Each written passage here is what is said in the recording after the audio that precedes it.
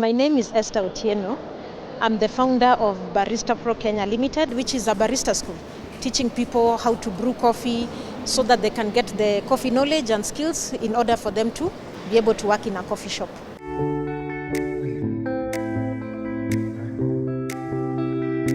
I have a coffee background spanning 19 years. I started working in the coffee industry 19 years ago. 10 of those years I worked with Dorman's Coffee, and that's where I learned my coffee knowledge, my coffee skills. Then after that, I left and started Barista Pro Kenya. That came about because after 10 years of working for an organization, I just felt like there is more I could do.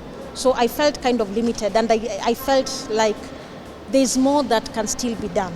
So that's when I decided to venture out.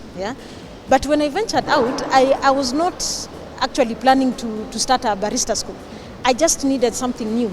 So I rested for like 3 months. Then after 3 months, I was like, okay, now I need to go back to work. Then that's when a friend of mine told me, but Esther, just start with what you know. Just start with what you know. You're a very good coffee teacher. Why don't you just start your own barista school? And that's when the idea came about, and I started pursuing how to start a barista school. Okay, when I started, first I started freelancing, because starting a barista school is capital intensive. Like just an espresso machine, and this is entry level espresso machine, is $500,000. It's $500,000. So I started by freelancing. I didn't have a space. I just used to do some international certification because I'm an authorized SCA trainer, which is an international organization called Specialty Coffee Association. So I am internationally certified. So there are some students who wanted to do that international certification. So I just talked to a friend of mine who was my former boss, who is running a coffee shop, to just use his coffee shop. Remember, I don't have a premise, so I had to use his coffee shop. So that's how I started. Then eventually, I started from a residential area because I needed to keep my expenses very low. So I started from a residential area, and my first class had 2 students, the second class 1 student, and it just grew until now.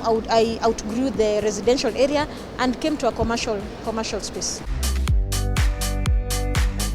Remember, I had the experience. And while I was working at Dorman's, they started the first barista school in Africa. And I'm the one who started it. So I had experience from just having 1 student, 2 students. And that's why I knew it didn't kill my morale, because I had done that before while I was employed. I was also the first internationally certified barista, back in 2006. And I was the one who started this first barista school in Africa, not only in Kenya, in Africa. So of course, the first students, we had 3 students, 2 students. So I had experience. So it didn't demoralize me. I knew so long as I keep persisting, and I'm consistent, I knew it will grow.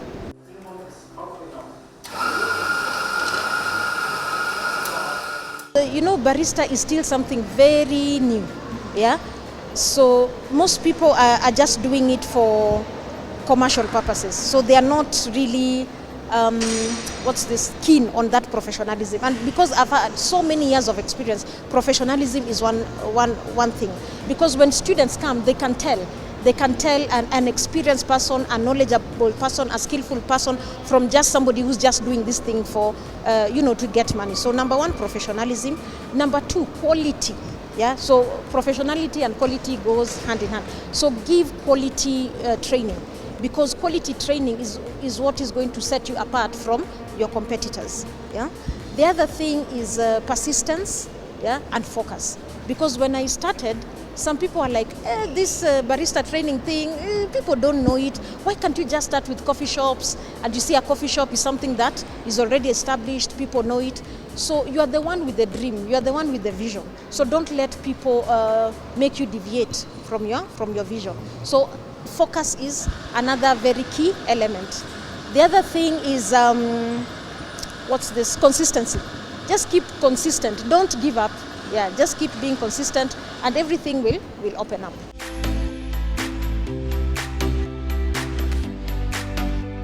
So number one is coffee knowledge. Because once you understand the coffee knowledge, then you will appreciate coffee. So the first thing we do is introducing you to coffee, because most of our students, they've really not interacted with coffee. They've not. So first, just giving them some basic knowledge about coffee, so that now once they go to the brewing skills and even the drinking of coffee, they get to appreciate it more. So for me, it would be just some basic coffee knowledge before we move into the practicals and also the drinking of coffee. Yeah. By the way, we don't as much as we have other coffees from other origins.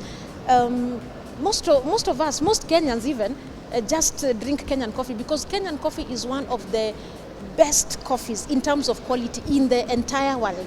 So we are very proud of our coffee, yeah, and most Kenyans actually drink Kenyan coffee because it's what is mostly accessible in the market. So for me, I drink Kenyan coffee, but of course, because I'm a coffee professional and I teach even how to taste coffees, because sometimes we are asked, how does Kenyan coffee taste different from Ethiopian coffee, from Colombian coffee? So of course, I have to expose my palate to the other coffees from different countries.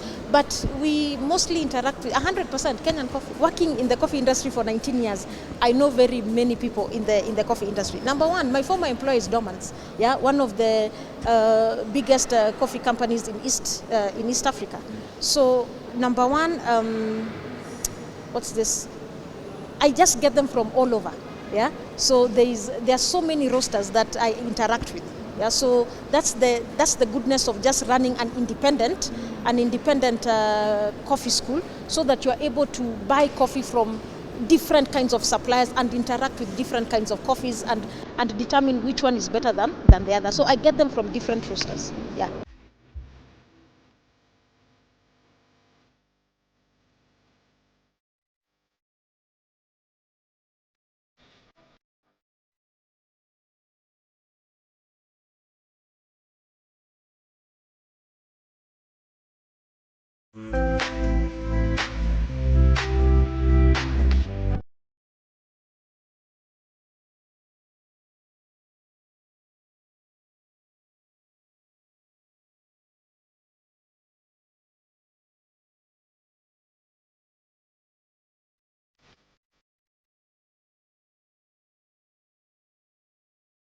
Remember, I started at a residential area.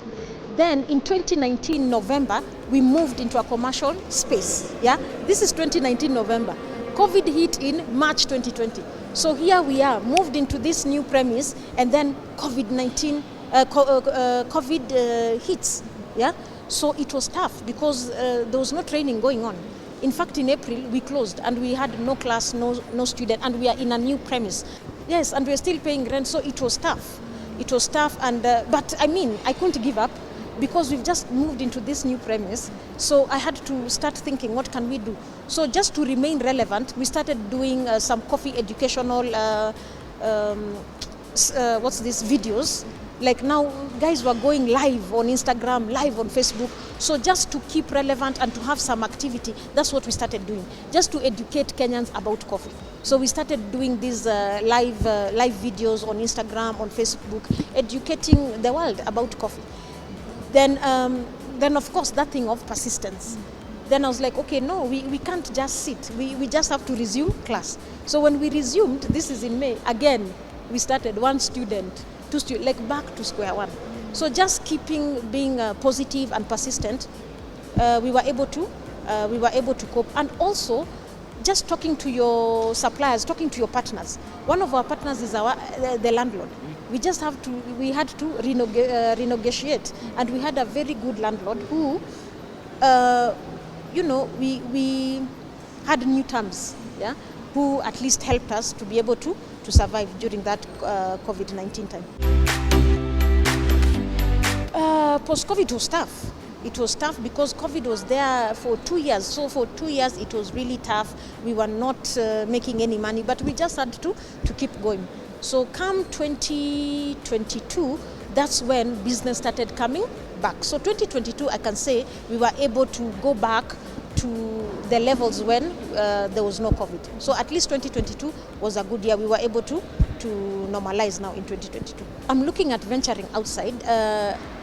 We just wanted to stabilize in Nairobi first before we venture out. But the long-term plan is, of course, to open other Barista Pro Kenyas in Mombasa, in Kisumu, Eldoret, and Nakuru, and then also venture into the region. Because when it comes to coffee and the barista profession, Kenya is far ahead than our African counterparts. Maybe the people we are competing with right now is Uganda and South Africa. And it can even be seen with there's an annual competition that we usually do called the Kenya National Barista Championship. We've been doing it for 19 years now.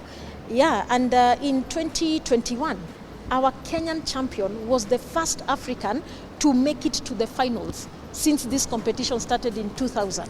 So, and his name is Martin Shabaya. So he made it to the finals, the first African since the World Barista Championship started, made it to the finals, and he was actually number 5 in the world. So he really boosted the Kenyan baristas and the barista profession here in Kenya. So for me, I see us also venturing into the region. Other African countries have a Barista Pro in other countries. We have fast learners and slow learners. So there are others who get it very fast, like after 2 weeks, you find somebody doing latte art. So those patterns you see being drawn, that's what we call latte art. So a fast learner can get it in 2 weeks, a slow learner can get it in 1 month. So it's just making sure you have a good canvas, which is the espresso coffee. The other thing you need to learn to get perfect latte art is how to get your milk very smooth, very smooth.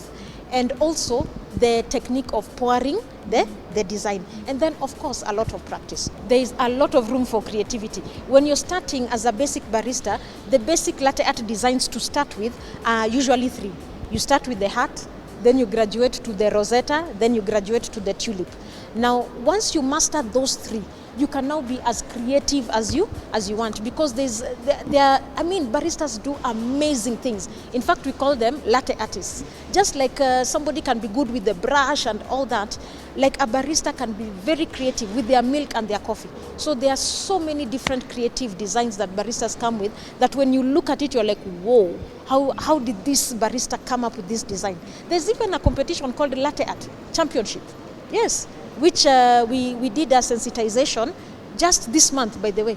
We did a sensitization of what a latte art competition is, so that next year we can be able to do a latte art championship.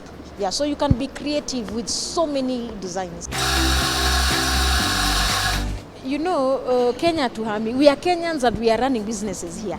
Yeah, so we just have to find a way of surviving and actually thriving, like go beyond surviving and actually thriving, because we are not moving. Yeah, we are here, so we need to adapt. We need to adapt and also find ways of how to still operate business in an efficient way and also a profitable way. Like for example, one of the things that we've done as Barista Pro Kenya is just sit down and look at how to bring costs down, like just to bring the cost down, because if we don't, remember the fees has to go up, and when the fee goes up, we have to ask ourselves, now is this thing affordable to our students? So one of the things that we've done is really sit down and look at how do we bring our expenses down. Like in the barista school, there are 2 supplies that we use a lot, that is milk and coffee. Now, coffee is the most expensive, and it keeps on going, higher and higher. So we needed to think, okay, how do we, keep the cost of this coffee and milk down? So number 1, with the milk, we've gone to direct suppliers. Yeah, you don't now go to the supermarket to buy milk. Go directly to the supplier. At least it's cheaper. The other thing is, remember in our training, we brew a lot of coffee. That coffee just goes to waste. Yeah, we just pour it out because now students can't drink all that coffee every single day. Yeah, so we needed to think it doesn't make sense to use extremely good quality coffee that is very expensive for training. Yeah, so just bring the cost down by just now using a little bit lower in quality because it's just for practice, it's just for training. So those are some of the things that we are doing just to be able to manage. For young people, you are young, so you have time to do trial and error. So you have the advantage of time, yeah. So try as many things as possible, yeah, to see what do I like doing. So that's the first thing I would tell a young person. Just venture into different things so that you are able to find what you really like. Now, after finding what you really like, just don't go into business straight away. Like, try and get a job in that line so that you can learn, yeah, the pros and cons of that career or that profession. Then after that, think about venturing into business. And when you're venturing into business, start slowly. Don't start big. Just start slowly as you gauge how the business is going, and then grow from there. The other thing I'd tell a young person who's starting a business is just, if you've already started, just keep your expenses low. Because when your expenses are high, then when you meet tough times, you might not be able to survive. Just just find ways of keeping your expenses low so that you gauge how this business is going. Now, when the business is doing well, then you can now start growing just gradually. That's what I would advise. And also, get mentors. Get mentors who are in that business and talk to them. I want to do this. Having good mentors is really important. Barista Pro Kenya, which is a barista school. We are located in the Mirage, Westlands currently. And we also have a coffee bar. The coffee bar is also located in the same building, Mirage, in Westlands. And if you just need to find out more about Barista Pro, you can check us out on social media. We are on all platforms. We are on Instagram, Facebook, Twitter, TikTok, and you can find us. Our social media handles is Barista Pro Kenya. On all handles, it's Barista Pro Kenya. And we also have a very good website, very interactive website, www.baristapro.co.ke. That's where you can get more information.